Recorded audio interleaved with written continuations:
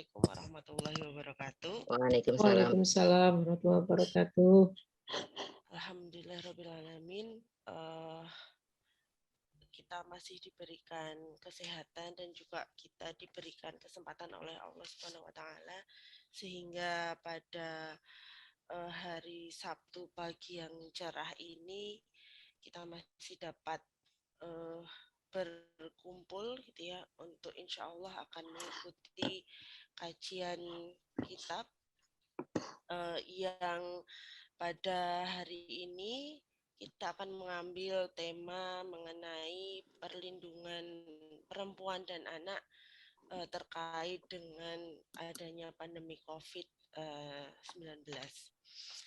Salawat dan salam tak lupa pula kita panjatkan pada junjungan kita Nabi besar Muhammad SAW yang tentu kita nantikan syafaatnya pada hari akhir nanti.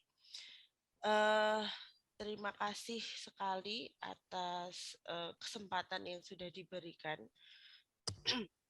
kepada saya pribadi khususnya kemarin waktu Mas Akbar menghubungi saya diminta untuk menjadi moderator, sebenarnya saya agak kaget gitu ya karena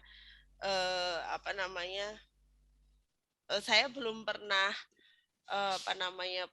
pengalaman gitu ya dengan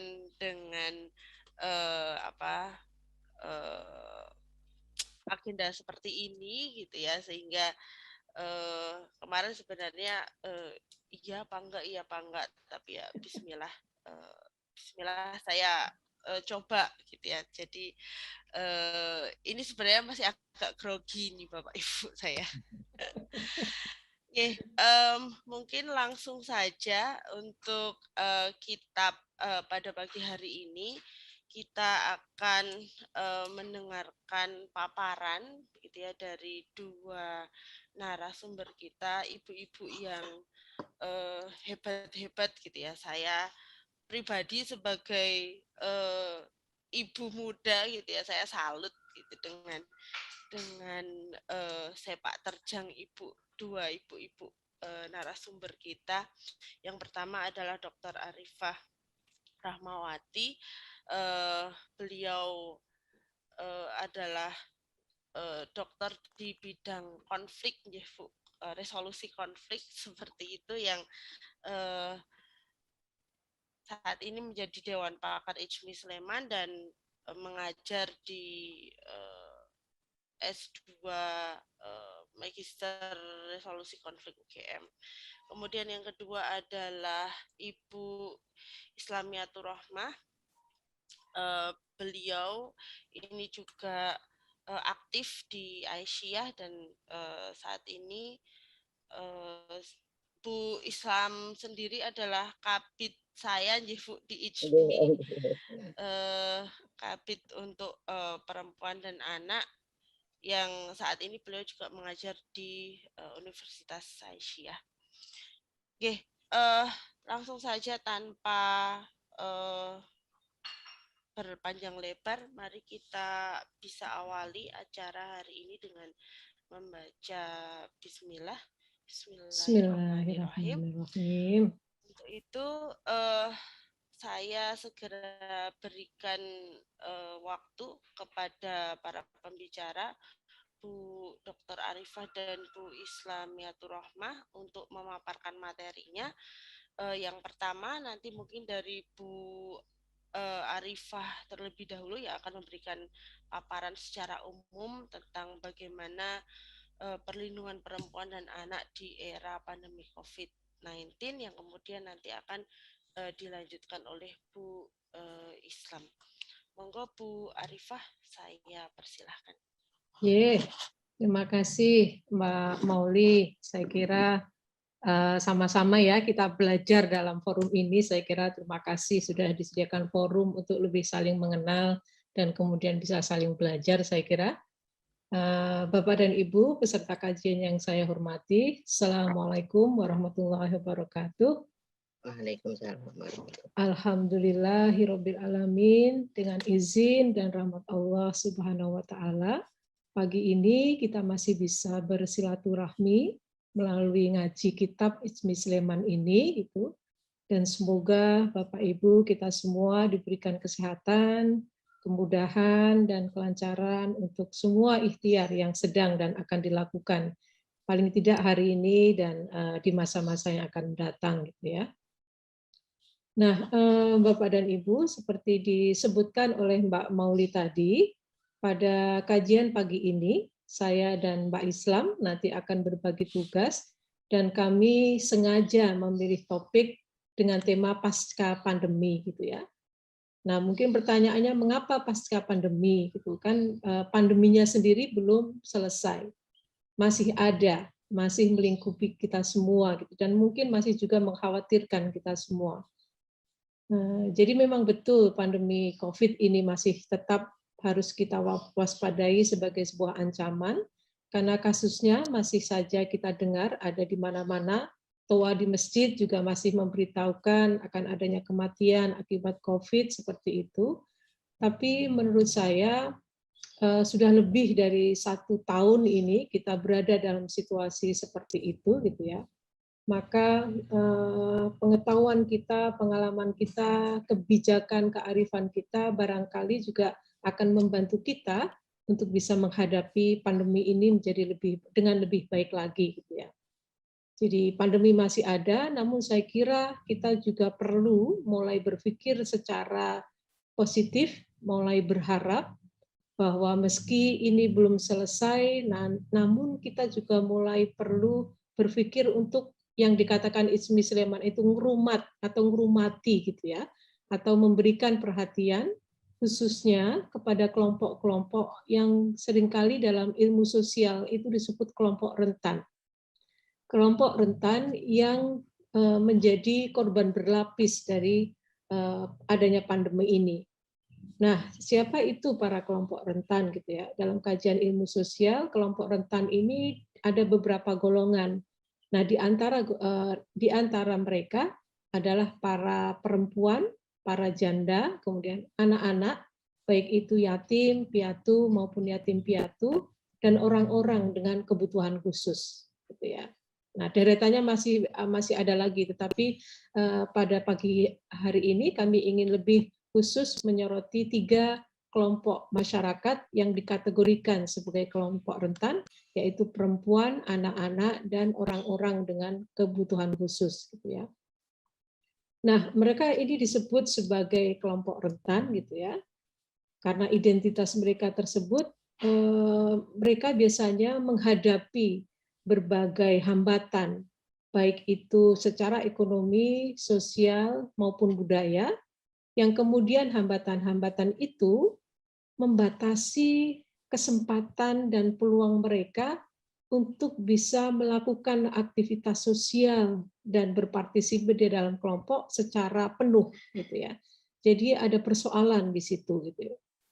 Nah, sebenarnya kalau kita melihat kembali konsep kerentanan itu sendiri, ini kalau dirujuk gitu ya, itu berasal dari bahasa Latin, dari kata vulnus yang berarti luka, gitu ya. Nah, dengan kata luka ini menggambarkan sebuah kondisi manusia atau makhluk hidup secara keseluruhan yang tercemar dan terbuka terhadap segala bentuk bahaya dan ancaman di lingkungan mereka, gitu ya. Namun pada saat yang sama, kelompok rentan ini memiliki kesadaran bahwa mereka sedang berada dalam sebuah situasi yang tidak menguntungkan. Nah, tentu saja kita bisa mengkaji lebih mendalam, lebih luas, begitu ya. Mengapa kemudian mereka ini dikategorikan ke dalam kelompok rentan. Tapi saya kira pertanyaan mengapa ini memerlukan kajian yang lebih luas, lebih panjang seperti itu yang mungkin tidak bisa kita lakukan pada pagi hari ini. Sehingga pertanyaan yang menurut saya kemudian menjadi lebih penting sebagai kelompok yang bersepakat di dalam sebuah wadah organisasi kecendekiawanan adalah mengapa kemudian kita perlu memberikan perhatian untuk atau kepada kelompok rentan ini, gitu ya.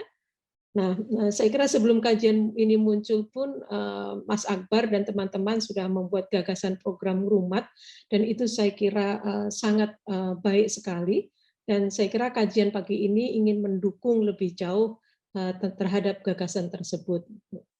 Nah, saya kira paling tidak ada dua alasan penting mengapa kita perlu memberikan perhatian kepada perempuan dan anak-anak serta orang-orang dengan kebutuhan khusus ini, khususnya nanti sekarang saat ini ketika masih pandemi dan nanti setelah pandemi akan usai, gitu ya. Namun kita tidak tahu, ya, jadi pertama kita tidak akan tahu kapan pandemi akan berakhir, tapi kita percaya bahwa saat ini para ahli di bidang kesehatan dan kedokteran dan juga kebijakan, ekonomi, dan masih banyak lagi, masih terus melakukan berbagai upaya untuk menghadapi COVID ini atau pandemi ini sebaik mungkin. Kita masih mendengar kasus-kasus masih ada, namun juga pada saat yang sama, alhamdulillah, kita juga mendengar sebagian rumah sakit sudah menginformasikan bahwa ruang-ruang sementara untuk penampungan para pasien itu sekarang sudah kosong, gitu ya, dan kemudian mereka sudah fungsikan lagi ke dalam fungsinya yang semula. Nah, saya kira juga kita mendengar beberapa wilayah yang dulu diidentifikasi sebagai wilayah merah begitu, sekarang sudah menjadi kuning atau hijau seperti itu ya, termasuk Jakarta seperti itu. Nah, tentu saja kita berharap dengan semua pengetahuan, dengan semua keterampilan dan kearifan yang dimiliki oleh semua pihak, itu akan bisa membantu kita mengurangi jumlah kasusnya dan juga akibat dari pandemi. Nah, itu alasan yang pertama, karena kita tidak tahu kapan, sehingga kita justru harus berpikir apa yang bisa kita lakukan sekarang. Nah, yang kedua, Bapak dan Ibu, dalam kajian ilmu sosial, memang pandemi dan juga konflik dan juga situasi-situasi emergensi lainnya, itu seringkali menimbulkan yang disebut sebagai kerentanan lingkungan, di mana kerentanan lingkungan ini itu berpengaruh secara signifikan terhadap manusia dan makhluk hidup secara keseluruhan. Dan kita tahu setiap orang itu rentan terhadap ancaman lingkungan ini tanpa mengenal usia, status sosial, maupun wilayah tempat tinggal. Bisa perempuan, bisa laki-laki, bisa tua, bisa muda, bisa orang kota, bisa orang desa, orang yang berpendidikan maupun tidak berpendidikan, orang kaya maupun orang miskin. Nah, dengan kerentanan lingkungan semacam ini, tentu saja ini akan memberikan lapisan baru terhadap kelompok-kelompok, maksud saya lapisan kerentanan baru bagi kelompok-kelompok yang tadi telah saya sebutkan sebagai kelompok rentan. Dan jumlah mereka akan terus bertambah menjadi banyak, ya, karena kita tahu dengan adanya korban meninggal, maka akan ada para perempuan dan laki-laki janda, kemudian ada anak-anak korban, baik itu yatim, piatu maupun yatim piatu, yang ditinggalkan oleh perempuan dan laki-laki yang meninggal akibat COVID. Nah, saya kira kita semua familiar dengan sabda atau perintah Allah Subhanahu wa Ta'ala dalam surat Al-Ma'un yang memerintahkan kepada kita untuk memberikan perhatian dan memperlihatkan kasih sayang serta kepedulian terhadap sesama, khususnya kepada anak-anak yatim dan orang-orang miskin. Saya kira ini menjadi landasan yang tidak bisa dibantah bahwa kita harus memberikan perhatian kepada kelompok rentan yang menjadi lebih rentan pada masa pandemi ini. Demikian juga kita sudah mengetahui adanya perintah Allah dalam surat Ali Imran 104 yang mengatakan, dan hendaklah ada di antara kamu segolongan orang yang menyeru kepada kebajikan, menyuruh berbuat makruh dan mencegah dari yang mungkar. Mereka itulah orang-orang yang beruntung, saya kira.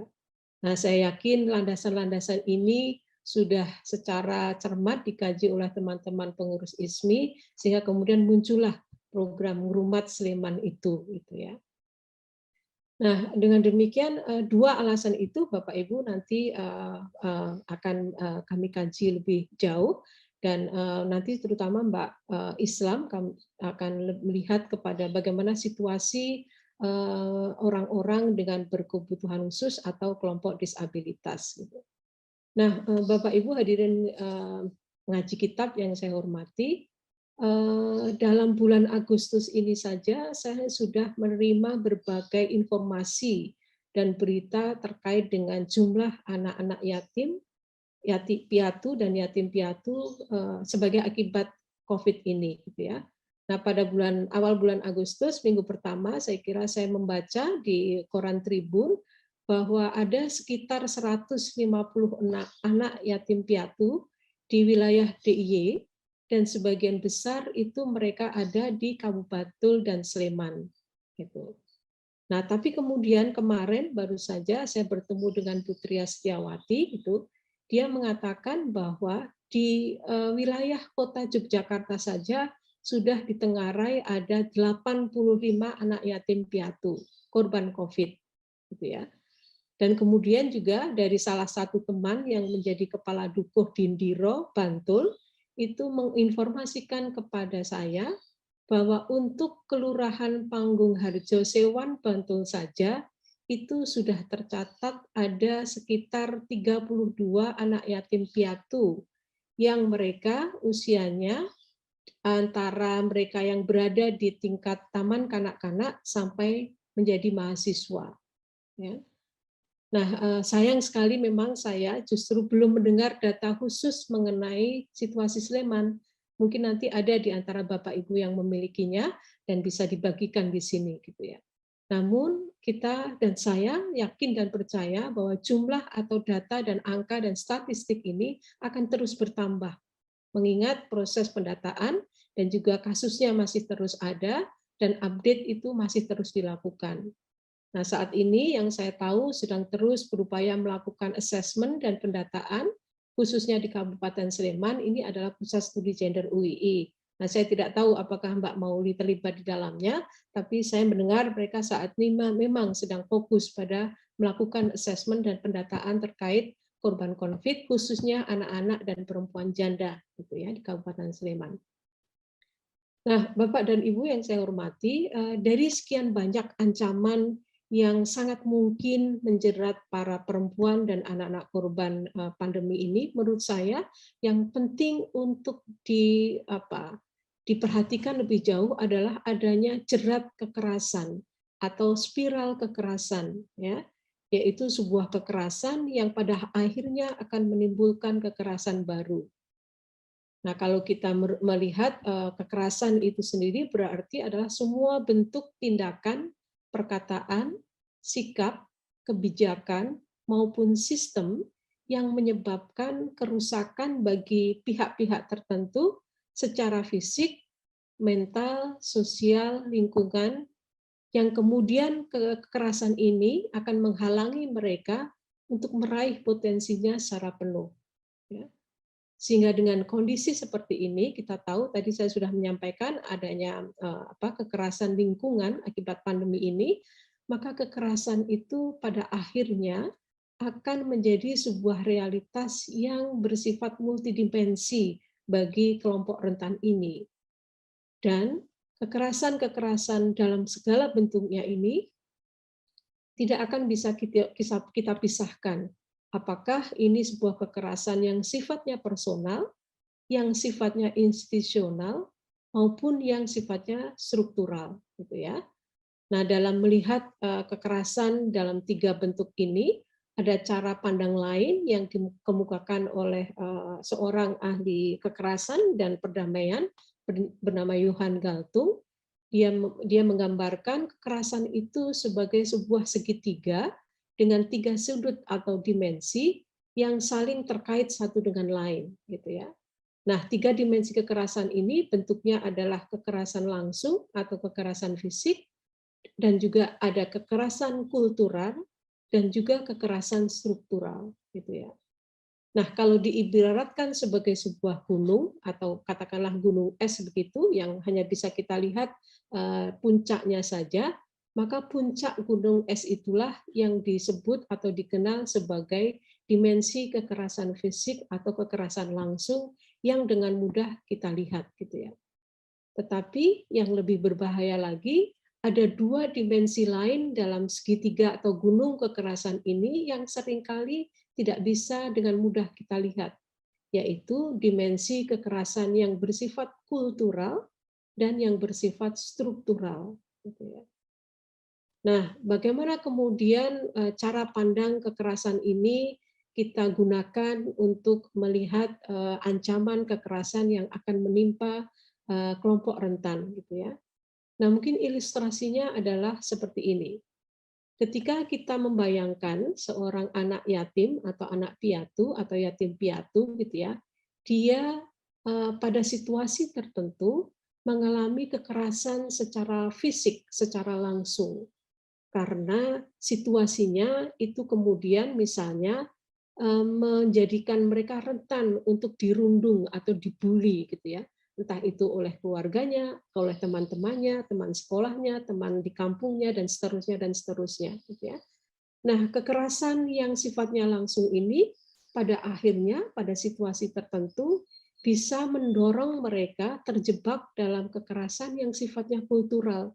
Misalnya ketika mereka kemudian berpikir, daripada saya terus-menerus dirundung, maka lebih baik saya menikah saja dalam usia muda. Karena itu akan membantu mereka, melindungi mereka secara sosial, dan ada pihak yang secara langsung bertanggung jawab terhadap mereka. Jadi mereka terjebak pada kekerasan kultural dalam bentuk pernikahan anak. Gitu ya. Nah, ketika kemudian mereka sudah berada dalam proses atau situasi pernikahan anak, yang kita tahu sekarang di Indonesia itu berarti anak-anak yang menikah di bawah atau sebelum usia mencapai 18 tahun gitu ya. Maka kemudian mereka sangat mungkin masuk kembali ke dalam kekerasan yang sifatnya struktural gitu ya. Mereka kemudian berada dalam sebuah rumah tangga yang misalnya terbiasa menempatkan perempuan atau istri itu ke dalam situasi yang tidak menguntungkan gitu ya. Atau kemudian mereka didorong karena situasi kemiskinan yang melingkupi mereka yang juga sangat struktural itu mendorong mereka menjadi pekerja anak atau child labor gitu ya. Kalau situasi seperti ini mungkin masih bisa dengan mudah kita pantau. Tapi bagaimana kalau kemudian mereka terjebak ke dalam situasi child trafficking atau labor trafficking, menjadi pekerja di luar negeri secara ilegal gitu ya. Nah, ini kemudian akan menjebak mereka lebih ke dalam lagi ke dalam kekerasan-kekerasan yang jauh dari situasi yang bisa kita lihat secara langsung. Karena mereka menjadi korban human trafficking, labor trafficking gitu ya, atau bahkan lebih parah lagi sexual trafficking gitu ya. Itu maka mereka dengan segala bekal yang tidak cukup karena tingkat pendidikan, karena tingkat pemahaman gitu ya, kemudian situasi kemiskinan yang menekan seperti itu, mereka kemudian menjadi lebih rawan lagi untuk terekspos dalam bentuk-bentuk kekerasan langsung secara fisik, verbal maupun seksual ketika mereka bekerja di luar negeri sebagai pekerja ilegal. Nah, ini mungkin gambaran yang cukup menakutkan, tetapi saya kira fakta dan data menunjukkan kekerasan yang menimpa anak-anak seringkali justru membawa mereka kepada kekerasan lebih lain yang lebih jauh lebih berbahaya sifatnya dan lebih sulit untuk ditangani. Nah, oleh karena itu, saya kira sekali lagi saya sangat mengapresiasi inisiatif yang sudah dilakukan oleh Ismi Sleman untuk merumat mereka. Nah, Bapak Ibu hadirin yang saya hormati, dengan memahami bahwa perempuan dan anak korban pandemi COVID itu sebagai kelompok rentan, yang kemudian mereka sangat mungkin terekspos terhadap ancaman-ancaman kekerasan, maka tentu saja kita perlu memberikan perhatian khusus kepada mereka, gitu ya. Nah, kita sudah memiliki banyak kerangka atau norma-norma yang sifatnya nasional maupun universal, gitu ya. Nah, kalau kita melihat pada kerangka yang sifatnya global universal untuk melindungi perempuan dan anak, kita juga sudah mengenal adanya Sustainable Development Goals dengan 17 poin tujuan pembangunan yang telah dicanangkan. Dan dari 17 poin tersebut, setidaknya upaya untuk melindungi perempuan dan anak itu bisa di-cover dalam 7 poin. Ya, 7 poin yang bisa kita jadikan kerangka ataupun acuan untuk melindungi mereka. Nah, 7 poin itu diantaranya menurut saya adalah no poverty, kemudian yang kedua ada good health and well-being, kemudian yang ketiga adalah quality education, yang keempat gender equality, yang kelima sustainable cities and community, yang keenam peace, justice, and strong institution, dan yang ketujuh adalah partnership for the goals. Nah, partnership for the goals untuk mencapai no poverty, good health, and well-being, dan seterusnya, itu menjadi hal yang sangat penting, gitu ya. Nanti akan saya tekankan di akhir tentang hal ini, gitu.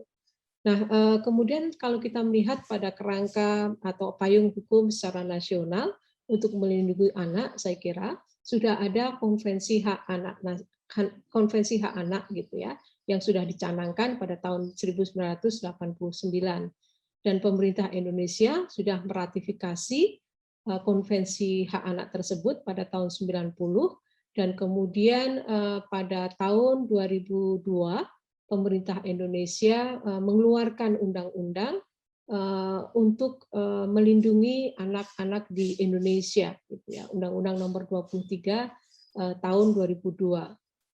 Nah, sehingga kemudian perlindungan terhadap anak ini memiliki instrumen hukum yang sangat jelas, yang itu bisa kita acu baik secara internasional maupun nasional. Nah, selanjutnya yang terakhir saya kira saya ingin menekankan bahwa meskipun sudah ada payung kebijakan, tapi mengandalkan payung kebijakan saja tidaklah cukup, gitu ya. Kenapa? Karena kita tahu apa yang dibijakkan atau apa yang diundangkan seringkali implementasinya tidak sebagus yang dituliskan, gitu ya. Kemudian pada saat yang sama mengharapkan tanggung jawab negara yang memang harusnya bertanggung jawab untuk melakukan distribusi sosial, investasi ekonomi, dan juga program-program mencapai kesejahteraan sosial saja, maka itu selalu tidak akan pernah cukup, karena kapasitas negara dan pemerintah selalu terbatas sifatnya. Sementara pada saat yang sama, keberadaan kelompok rentan ini, baik anak maupun perempuan maupun orang-orang dengan kebutuhan khusus, itu sudah ada di sekitar kita. Gitu. Oleh karena itu, maka memerlukan peran aktif masyarakat untuk ikut membantu agar kelompok dengan rentan ini segera bisa tertangani atau kita bantu sebaik mungkin. Nah, sehingga lagi-lagi inisiatif ISMI Sleman melancarkan program Rumat ini untuk memberikan bantuan dan dukungan terhadap pendidikan anak-anak korban COVID, itu tentu saja perlu kita dukung secara bersama-sama. Untuk ini tidak hanya untuk memperkuat daya dukung dan modal sosial yang ada, tapi juga untuk memperluas sumber daya, sehingga kemudian persoalan ini bisa sama-sama dilakukan baik oleh pemerintah maupun oleh institusi-institusi masyarakat yang ada. Gitu ya. Nah, Bapak Ibu, saya kira kemudian ini menjadi sebuah kerangka cara berpandang, memberikan kita kekuatan untuk melakukan program secara bersama-sama, dan kita bersama-sama kemudian bisa membantu untuk melindungi dan membantu anak-anak serta perempuan akibat COVID ini, gitu ya. Dan saya kira tidak ada alasan lagi bagi kita untuk mengatakan tunggu sampai COVID berakhir, tunggu sampai pandemi berakhir, karena kita tidak tahu kapan akan berakhir. Pada saat yang sama korban akan semakin banyak di sekitar kita. Nah, saya kira saya sudah memberikan sebuah pandangan yang mungkin bisa mengerangkai mengapa kita perlu memberikan perhatian terhadap perlindungan terhadap perempuan dan anak. Dan selanjutnya saya kira Mbak Islam bisa meneruskan tentang kondisi dan situasi kelompok rentan yang memiliki kebutuhan khusus. Saya kira dari saya akhiri. Mohon maaf jika ada salah dan kurangnya. Wabillahi taufiq wal hidayah. Assalamualaikum warahmatullahi wabarakatuh. Waalaikumsalam warahmatullahi wabarakatuh. Matur nuwun Bu Arifah yang sudah memberikan pemaparan yang komprehensif seperti itu ya, tentang bagaimana kelompok yang dirasa rentan terhadap pandemi COVID ini, khususnya perempuan, anak, dan juga kelompok disabilitas. Untuk selanjutnya, paparan yang akan diberikan oleh Bu Islam ini terkait dengan kelompok disabilitas, bagaimana kemudian COVID-19 ini memberikan exposure yang lebih kepada kelompok disabilitas. Monggo Bu Islam, Terima kasih Mbak Mauli. bisa menyampaikan. Ya. Terima kasih atas waktunya Mbak Mauli. Ini yang share materi saya atau Mbak Mauli ya? Saya juga enggak apa-apa. Bismillahirrahmanirrahim. Assalamualaikum warahmatullahi wabarakatuh. Hamdan yuafi ni'amahu wa yukafi mazidah. Salatu wassalamu ala asrafil anbiya wal mursalin wa ala alihi wa ashabihi ajma'in. Rabbi shrah li sadri wa yassir li amri wahlul 'uqdatam min lisani yafqahu qawli, amma ba'du. Pertama-tama, marilah kita panjatkan puja dan puji syukur kita kehadirat Allah Subhanahu wa taala, sehingga dengan rahmat dan barokahnya pagi ini kita bisa melaksanakan kajian kitab ya yang sudah rutin dilakukan oleh Ismi Sleman, sudah diinisiasi sejak 2-3 minggu yang lalu ya.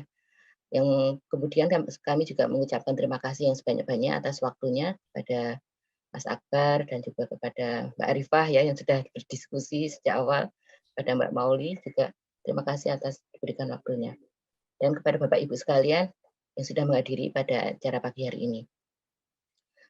Pagi ini kata Mbak Arifah ya, kita kan sudah diskusi beberapa kali dengan Mbak Arifah untuk materi pagi ini, sudah membahas secara umum tentang perempuan dan anak, bagaimana pada masa pandemi dan juga pasca pandemi. Maka saya akan lebih mengkhususkan di sini tentang salah satu kelompok rentan, ini tentang anak dan perempuan disabilitas. Lanjut Mbak Maulid nih. Dampak pandemi, saya berangkat dari dampak pandemi dulu. Dampak pandemi bagi perempuan penyandang disabilitas. Jadi perempuan penyandang disabilitas itu lebih rentan terkena dampak kesehatan daripada perempuan non disabilitas dan juga daripada laki-laki disabilitas. Mereka mengalami multidiskriminasi atau beban ganda, gitu ya. Nanti ada dari jurnal perempuan juga menyampaikan seperti itu.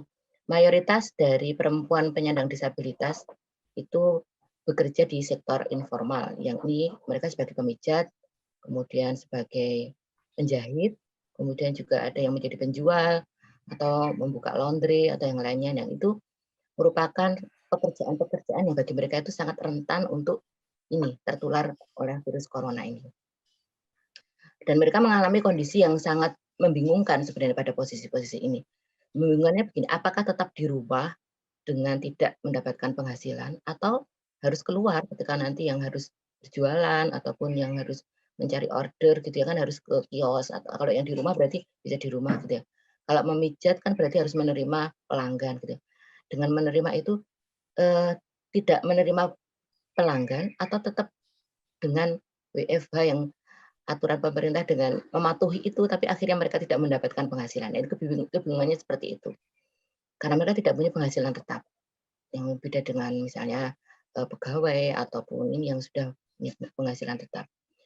Nah, di sini menjadi dilema bagi perempuan penyandang disabilitas, karena secara otomatis nanti sangat berdampak pada kesehatan dan juga pada ekonomi. Pada kesehatan mereka akan lebih dampak tertular karena tidak tahu ketika nanti yang dipijat itu misalnya mereka sebenarnya sudah punya OTG misalnya ya, tiba-tiba dia bisa menularkan.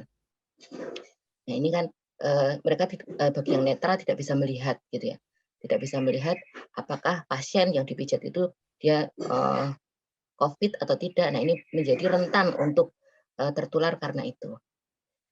Kemudian secara ekonomi, Mbak Maulida. Secara ekonomi juga sangat rentan karena perempuan penyandang disabilitas penghasilannya melalui usaha atau UKM ya mereka ya. Ada yang menjahit, ada yang batik, ada yang juga misalnya kalau yang laki-laki ada yang bengkel segala macam ya. Tapi kalau perempuan kan kebanyakan menjahit, kemudian memijat dan juga menjual makanan atau apa. Nah, ketika nanti pada masa COVID seperti ini, penghasilan akan berkurang dan ini penelitian dari Sabda ya, Sabda itu sudah melakukan penelitian ternyata penghasilannya itu turun dari 50 sampai 80% penghasilan mereka. Yang tadinya misalnya setiap awal tahun untuk ajaran baru kan menjahit pesanan dari anak-anak SD, SMP, SMA menjadi kosong. Kemarin saya juga diskusi dengan teman-teman, kebetulan saya juga mendampingi teman-teman disabilitas di Sleman, terutama di Ngemplak ya, Ngemplak, kemudian dengan teman-teman HBDI di sana. Nah, ketuanya itu juga mengatakan Pak Ismo itu sekarang penghasilan cuma paling ya bisa untuk makan sehari-hari, tidak bisa untuk lebih. Bahkan untuk menyekolahkan anak, nah harus mencari-cari. Padahal beberapa anak disabilitas itu masih banyak yang belum mendapatkan bantuan PKH. Bantuan PKH belum mendapatkan, kemudian bantuan apalagi misalnya tadi ya untuk kesehatan tuh BPJS, PBI juga belum ada yang belum mendapatkan. Nah ini yang perlu mendapatkan perhatian di situ. Jadi kalau Mbak Arifah mengatakan perlunya pendampingan dari akademisi atau dari NGO, dari LSM, nah isu-isu ini sangat penting untuk kita perhatikan, untuk kita sorot, untuk kita lakukan mungkin dari awal ya, dari kita penelitian dulu, kemudian bisa melakukan pendampingan apa yang perlu kita lakukan. Nah ini ya, kemudian baik dari setelah dari kekerasan kesehatan, kemudian ekonomi juga berdampak pada kekerasan fisik juga di sini. Nah, perempuan disabilitas itu mengalami diskriminasi ganda bukan hanya karena jenis kelaminnya, tetapi juga karena kedisabilitasannya. Jadi gandanya itu karena jenis kelaminnya adalah perempuan, kemudian karena kedisabilitasannya. Kalau dari teori intersection, jadi mengalami intersection, diskriminasi. Jadi karena orang perempuannya dia terdiskriminasi karena gender, kemudian karena disabilitasnya terdiskriminasi karena disabilitasnya.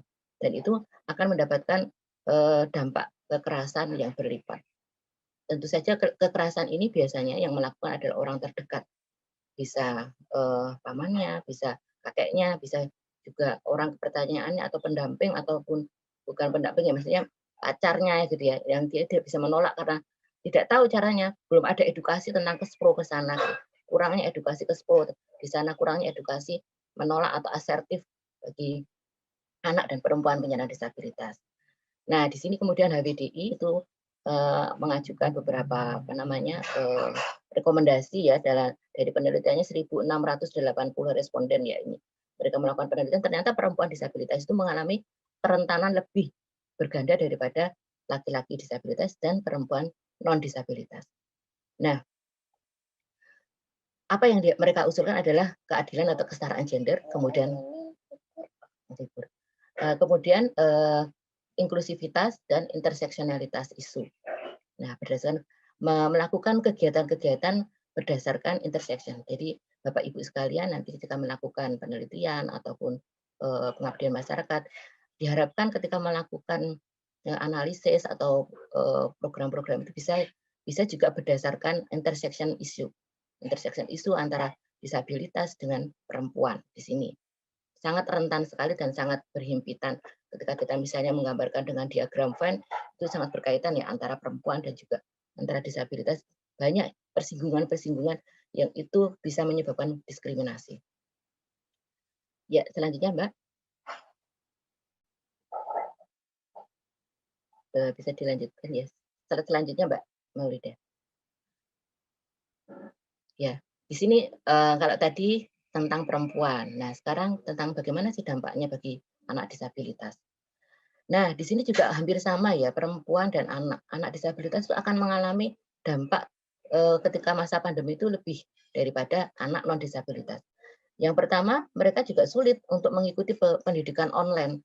Jadi di sini beberapa tempat itu tetap melakukan pendidikan luring gitu ya, dengan cara ya door to door, datang ke rumah-rumah para guru, itu harus datang ke rumah-rumah. Karena kalau melakukan secara daring, kalau tidak didampingi juga susah. Apalagi anak-anak disabilitas yang misalnya netra atau yang rungu, itu perlu pendamping. Ketika pendampingnya itu tidak paham dengan prinsip-prinsip komunikasi dan etika berkomunikasi dengan disabilitas, ya nanti akan menjadikan anak-anak tidak mendapatkan pendidikan yang baik. Nah, selain itu secara online dan model Zoom juga Google Meet tidak aksesibel bagi disabilitas. Nah, ini ketika menyelenggarakan pendidikan di rumah ataupun luring, misalnya di komunitas itu ya, berarti tetap harus melakukan protokol kesehatan yang sangat ketat dan kuat. Kalau tidak, nah ketika proses belajar pun juga akan menjadikan salah satu penyebab tertularnya COVID ini. Ya, dilanjutkan, Mbak. Nah, di sini. Ini dampaknya juga ya ketika ditutup sekolahnya. Nah, ini anak-anak disabilitas sudah mengalami tantangan lebih berat ya, secara khusus merugikan pada tahun 2019 menurut data survei sosial ekonomi nasional Susenas pada tahun 2018 terdapat 140.000 anak penyandang disabilitas usia 7 sampai 18 tahun yang tidak bersekolah. Selain itu tidak semua anak dengan disabilitas dapat menggunakan solusi belajar jarak jauh. Mereka tidak menguasai alat elektronik ya. Ada yang tidak bisa menguasai alat elektronik. Jadi susah untuk mengakses misalnya HP atau komputer atau apa, ataupun malah justru kondisi kemiskinannya tidak bisa membeli HP. Nah, apalagi membeli HP aja tidak bisa, apalagi harus mengikuti sekolah daring. Nah, itu lebih-lebih. Karena alatnya aja tidak bisa membeli. Nah, ditambah lagi mereka tidak bisa mengoperasikan. Tapi kalau yang keluarganya mampu, wah anak disabilitas itu kadang melampaui loh, bisa lebih menguasai elektronik itu. Beberapa saya juga ketemu dengan teman-teman di komunitas di Ngemplak ya, komunitas disabilitas itu lebih canggih elektroniknya gitu ya. Saya kadang-kadang ngobrol dengan adik-adik remaja yang disabilitas itu. Mereka lebih canggih untuk mengelola. Itu yang mereka mampu dan bisa beli HP. Tapi kondisi anak-anak disabilitas itu semuanya tidak sama. Ada yang terpinggirkan, bahkan untuk keluar rumah aja tidak bisa, dikurung masih di rumah. Karena orang tuanya berpandangan ya sudah disabilitas, perempuan lagi, mereka ada yang seperti itu. Buat apa sekolah gitu. Nah, itu patron seperti itu ditanamkan sejak kecil, akhirnya anak perempuan disabilitas itu juga merasa ya buat apa saya sekolah dhuwur-dhuwur. Ngomong aku sekolah dhuwur-dhuwur, nek raurung juga tidak ada fungsinya, enggak ada untuk pekerjaan aja sulit. Maka mereka akan lebih memilih keterampilan. Nah, pendidikan yang paling tinggi untuk perguruan tinggi itu semakin tinggi perguruan bagi anak-anak disabilitas dan khususnya perempuan itu grafiknya akan semakin turun. Mungkin SD masih tinggi ya, SMP, SMA. Nah, kalau sudah pendidikan tinggi hanya berapa persen yang bisa mengakses perguruan tinggi. Dan itu misalnya bisa diakses hanya dengan beasiswa bagi orang-orang yang miskin. Nah, belum lagi yang di daerah-daerah terpencil yang harus antar jemput, orang tuanya harus bekerja di ladang, harus di sawah, harus di bekerja, itu tidak mampu mengulangkan waktunya untuk mengantarkan sekolah, lebih lagi itu mereka akan tetap di rumah dan tidak mengenyam pendidikan.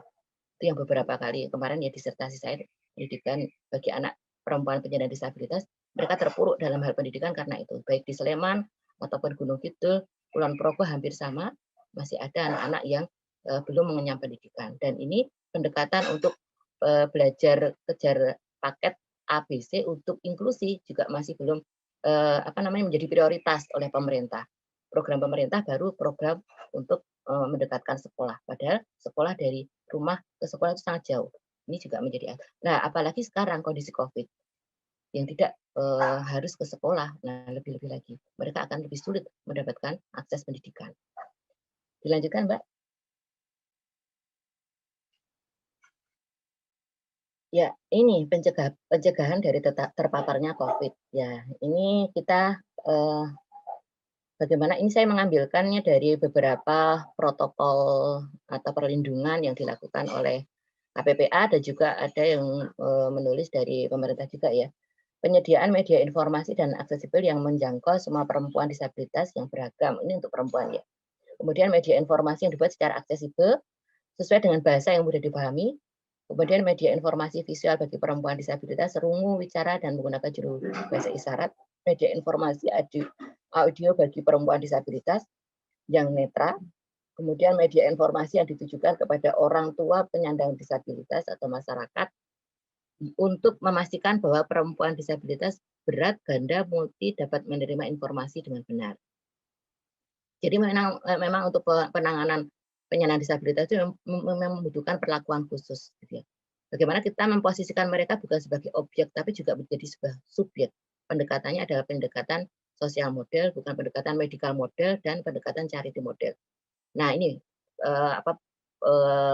ketika kita melakukan kegiatan-kegiatan atau pendampingan kepada kelompok rentan disabilitas harus menggunakan pendekatan sosial model, yakni mereka sebagai human sosial, bukan sebagai objek untuk diberikan bantuan-bantuan. Nah, nanti pendekatannya akan salah kalau kita sebagai pendekatan secara charity atau secara medikal. Tapi sekarang juga ada pendekatan yang pendekatan keduanya dilakukan, misalnya medikal dan juga pendekatan sosial model. Dilanjutkan, Mbak. Nah, ini sebenarnya pelindungan bagi pandemi pada masa pandemi dari COVID. Nah, langkah-langkahnya bisa dengan melakukan pendataan di lokasi potensi setara hambatan yang dimiliki secara kondisi sosial, kesehatan, dan kebutuhan khusus, pendataan komunitas perempuan disabilitas dan potensi dukungan teman sebaya, pendataan konselor sebaya, pembuatan konseling, dan pembuatan motivasi, adanya sistem rujukan terhadap psikolog, psikiater, fisioterapi, dan dokter ahli yang memberikan layanan, bantuan sosial. Nah, bantuan sosial ini yang tadi kami sebutkan ya, diusahakan jangan sampai bentuknya adalah bentuk charity gitu ya, tapi betul-betul membuat mereka itu sebagai subjek pembangunan. Penyandang disabilitas sebagai subjek pembangunan, bukan sebagai objek. Kemudian memastikan komunitas atau jaringan yang bekerja untuk penanganan COVID. Ya, bisa dilanjut, Mbak. Nah, ini untuk secara ekonomi. Nah, karena tadi ya secara ekonomi perempuan penyandang disabilitas itu semakin terpuruk, maka langkah-langkah yang perlu dilakukan adalah pendataan ya, sama memberikan dukungan dalam hal jaringan usaha, bahan pokok kehidupan masyarakat yang mendukung keamanan dan keterpaparan, memberikan dukungan untuk memproduksi bahan kebutuhan masyarakat dengan kemasan dan bahan yang aman. Bagi bapak-bapak dan ibu-ibu yang bisa melakukan pengapmas misalnya untuk pemberdayaan UKM bagi penyandang disabilitas akan sangat bagus jika memberikan pelatihan untuk misalnya pelatihan marketing, digital marketing, karena mereka sangat minim informasi tentang digital marketing. Kemudian juga bisa tentang misalnya sangat minim juga masalah brand. Perempuan penyandang disabilitas itu susah untuk membuat brand produk mereka, baik produk jahitan ataupun produk makanan. Ini perlu kita dorong. Ini silakan bagi bapak-bapak dan ibu-ibu yang akan melakukan program-program ke sana. Sangat bagus sekali dan mereka sangat membutuhkan itu. Kemudian melakukan langkah-langkah promosi dan menggunakan produksi perempuan disabilitas. Nah, mulai kita memakai produk misalnya apa yang dijahit oleh perempuan penyandang disabilitas. Misalnya kita mau mendampingi perempuan penyandang disabilitas Sleman gitu ya, di Ngemplak atau di mana gitu ya. Nah, kita punya dampingan khusus yang itu kita mendorong kelompok dampingan itu mempunyai brand diva misalnya, diva kita juluki brand diva misalnya. Nah, itu kita juga harus memakainya dulu. Setelah itu juga kita di media sosial kita juga ikut memasarkan hasil produk-produk mereka. Nah, kemudian juga bisa juga mereka kita ajarkan untuk memiliki akun-akun media sosial. Karena mereka juga sangat minim ya yang menguasai untuk akun media sosial itu seperti apa. Beberapa kali saya juga melakukan pelatihan digital marketing, ya sayangnya ketika kita tidak melakukan secara kontinu pendampingannya, ya mereka terputus hanya pelatihan saja dan setelah itu ya tidak tidak diaplikasikan karena kesusahan untuk melakukan promosi-promosi itu, dan itu memang harus dibantu dengan orang ketiga untuk memasarkan. Kemudian memastikan komunitas dan jaringan bekerja untuk penanganan COVID, mendapatkan akses di Satgas penanganan COVID mulai dari tingkat desa sampai tingkat pusat. Lanjut, Mbak, ini tentang kekerasan nih setelah ini. Mbak Mauli bisa dilanjutkan, ya? Setelah ini tentang kekerasan, bisa lanjut, Mbak? Ya, ini langkah-langkah ketika menghadapi kekerasan terhadap perempuan penyandang disabilitas, melakukan identifikasi resiko peningkatan kasus kekerasan terhadap perempuan disabilitas, termasuk penelantaran oleh keluarga di masa karantina, membentuk dan mengoptimalkan dalam pengaduan online 24 jam yang aksesibel bagi perempuan disabilitas, menyusun panduan layanan bagi perempuan disabilitas korban kekerasan, mengoptimalkan jaringan atau sistem rujukan dari berbagai profesi atau psikolog, psikiater, dokter, advokat, konselor sebaya melalui P2T P2A, memastikan rumah aman, aksesibel, steril, dan aman dari keterpaparan COVID, memastikan ketersediaan pendampingan bagi perempuan disabilitas yang mengalami kekerasan di saat COVID-19, termasuk ketersediaan penjuru bahasa isyarat yang sudah ada, memahami bagaimana menjaga keamanan dari keterpaparan. Ya, dilanjut, Mbak. Nah, pemberdayaan dan partisipasi perempuan penyandang disabilitas di Indonesia masih mengalami hambatan dalam rangka berpartisipasi dalam ranah publik. Hambatan itu dialami oleh perempuan disabilitas itu sendiri, ya ini bisa dalam lingkungan, keluarga, negara, ataupun kebijakan. Yang tadi disampaikan oleh Mbak Irfah ya, Mbak Arifah, bahwa kekerasan itu adalah struktural dan kultural. Dari sini secara kultural keluarga itu juga bisa melakukan kekerasan, dan secara struktural belum ada kebijakan perlindungan. Nah, kalau kita kaitkan dengan surat Al-Maun tadi, bahwa pemahaman masakin dan yatim itu masih sempit gitu ya. Padahal bisa kita maknai masakin dan yatim itu secara luas. Bahwa masakin dan yatim itu bisa kita maknai secara luas, jadi miskin perlindungan dan miskin dari payung hukum.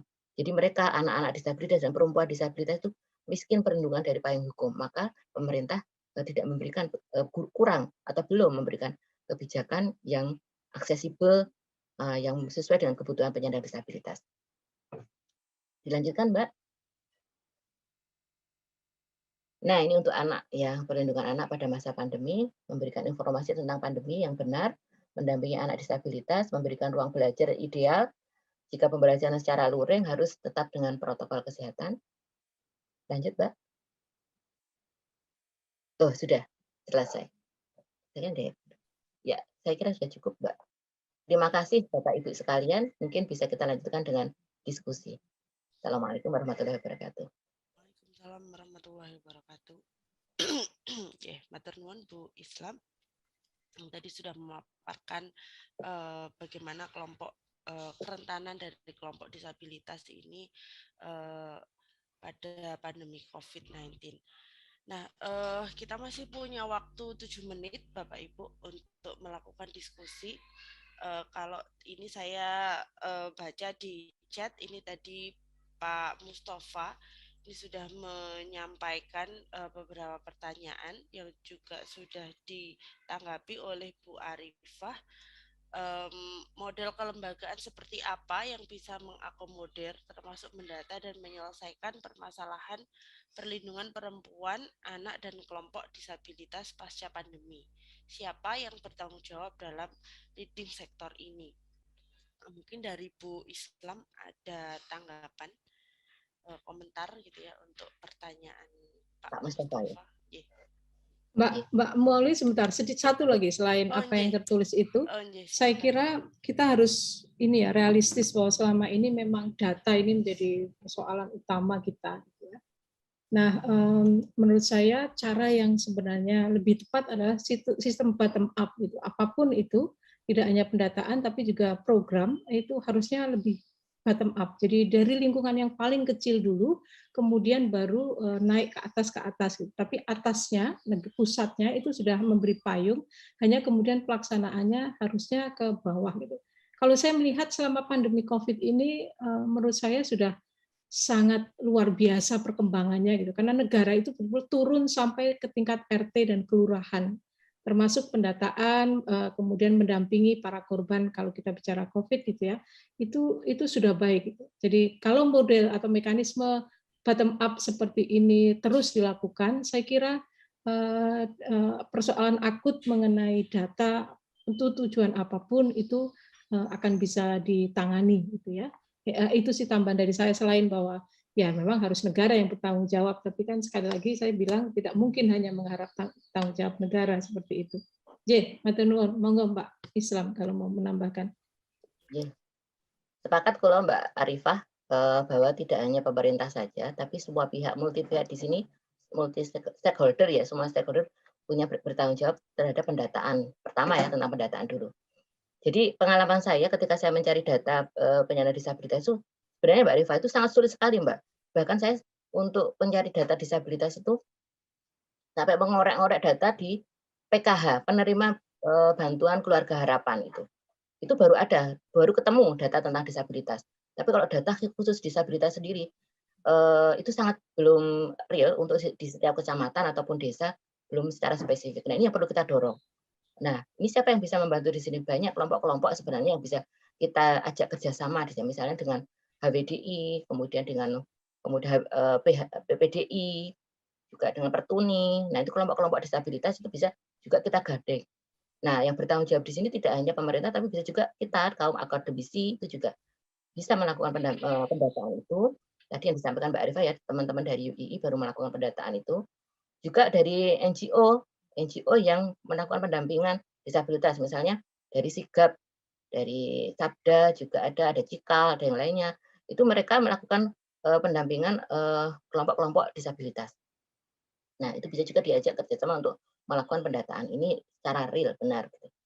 Nah, kalau pendataan kadang-kadang juga saya menemukan data itu dari data Semeru, Mbak. Itu juga lumayan real data Semeru itu. Mereka ada rutin ya mengeluarkan buletin jendela. Nah, itu setiap tahun ada di situ. Data itu juga lumayan bagus ya. Tapi secara nasional. Nah, ini kalau untuk secara detail untuk Kabupaten Sleman, untuk sampai ke desa-desa, nah ini yang perlu saya juga tertarik untuk melakukan pendataan itu nanti di kita untuk bisa melakukan secara tadi bottom up tadi ya. Jadi satu persatu. Karena kalau kita tidak melakukan seperti itu ternyata data itu salah ya. Pernah saya melakukan pendataan, namanya itu misalnya Mutia, tapi setelah saya telusur tidak ada nama itu di desa, dan ternyata namanya justru ada nama tapi dia tidak terdata sebagai penerima PKH yang disabilitas. Dia tidak terdata. Itu saya temukan di Senopakis, Bantul, itu seperti itu. Beberapa juga seperti itu. Jadi justru harus ke desa-desa itu dulu. Nah, kemudian tadi ketika kita melakukan bantuan program-program yang dilakukan oleh pemerintah, ini juga yang kadang salah tafsir atau salah memberikan mengaplikasikan program di desa-desa itu kan sebenarnya sudah ada ya program ini dana desa. Mereka sudah punya dana desa hampir mungkin sampai ada yang dapat 1 M ya gitu. Tapi kadang-kadang mereka susah untuk mengaplikasikan program-program itu. Tidak ada yang membantu menerjemahkan.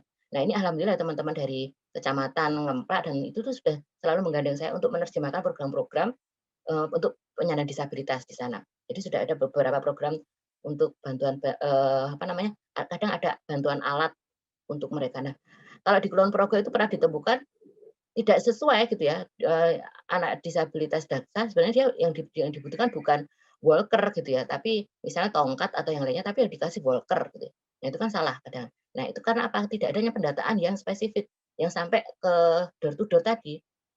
Datanya hanya dapat dari umum yang tidak sampai ke rumah-rumah, akhirnya bantuannya tidak sesuai tepat sasaran, bantuan alat misalnya seperti itu. Nah, ini yang perlu kita evaluasi gitu ya. Kemudian misalnya juga ini bantuan untuk usaha UMKM. Pernah ya dari Kecamatan Ngemplak itu memberikan bantuannya untuk laundry, mesin cuci, sampai diberikan 3 itu mesin cuci. Tapi realitanya bingung, Mbak, ini terus mau saya apakan ini, karena kami kesusahan kalau harus punya ini. Jadi mereka tuh sekarang punya mesin cuci, tapi tidak dioperasikan. Karena mereka punya usaha lain, yakni sebagai seorang penjahit, dan juga ada yang jualan HP, ada yang juga yang jualan makanan. Nah, akhirnya 3 mesin cuci ini mangkrak gitu, nganggur, tidak dimanfaatkan. Nah, ini kenapa? Karena survei atau kebutuhannya tidak tepat gitu ya. Mungkin dulu sebenarnya kenapa tidak memberikan bantuan ini mesin jahit gitu ya. Yang sebenarnya mereka adalah UMKM-nya jahit. Tapi kenapa kalau pemerintah justru memberikan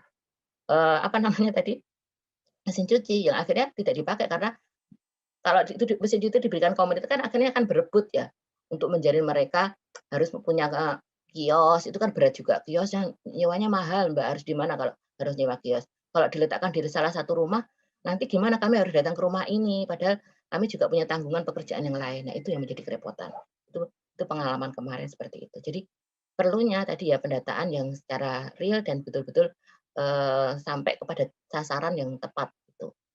Dan itu menjadi tanggung jawab kita bersama, tidak hanya salah satu pihak pemerintah saja, tapi juga baik akademisi, LSM, ormas, organisasi masyarakat ini juga penting. Baik Aisyah, Muhammadiyah, IJMI termasuk ya, kemudian juga NU, juga Muslimat, itu juga sangat penting untuk berjejaring karena mereka mempunyai komunitas dan mereka apalagi ya kelompok-kelompok agama ini sangat dibutuhkan karena dalil-dalil yang dibutuhkan adalah dalil-dalil yang kontekstual yang betul-betul mengangkat atau memotivasi teman-teman disabilitas untuk bangkit, terutama pada masa COVID ini perlunya coping spiritual. Nah ini, jadi kita perlu berjejaring dengan kelompok agamawan itu juga untuk coping spiritual itu untuk menguatkan mereka agar dapat bertahan hidup. Livelihood bagi teman-teman disabilitas kan perlu kita jaga dan pertahankan. Ketika kondisi ekonominya terpuruk, ketika kesehatannya juga terpuruk, tidak ada yang mensupport secara spiritual, membangkitkan psikologisnya. Nah ini mereka akan semakin terpuruk juga. Jadi di sini perlunya menggandeng teman-teman dari kelompok agamawan untuk melakukan pendampingan coping spiritual secara kontinu. Mungkin itu Mbak Mauli tambahan saya Mbak. Matur nuwun. Alhamdulillahirrahmanirrahim, tidak terasa kita sudah 1 jam deh mengikuti kajian pada pagi hari ini dan luar biasa sekali dari apa yang sudah dipaparkan oleh Bu Arifah dan juga oleh Bu Islam terkait dengan efek bagaimana efek COVID-19 gitu ya terhadap kelompok-kelompok rentan yaitu perempuan, anak dan juga para penyandang disabilitas.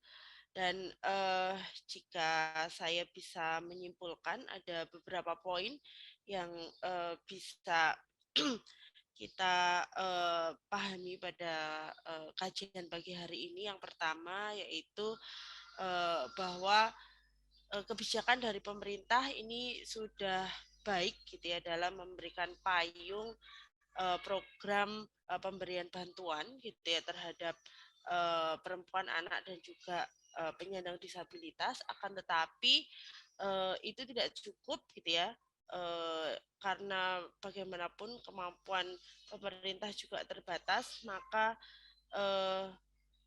perlu adanya peran-peran dari masyarakat gitu ya sehingga ada gerakan bottom up baik itu berupa data gitu ya yang mendukung adanya data secara lebih detail ataupun juga program-program bantuan terhadap kelompok rentan tersebut.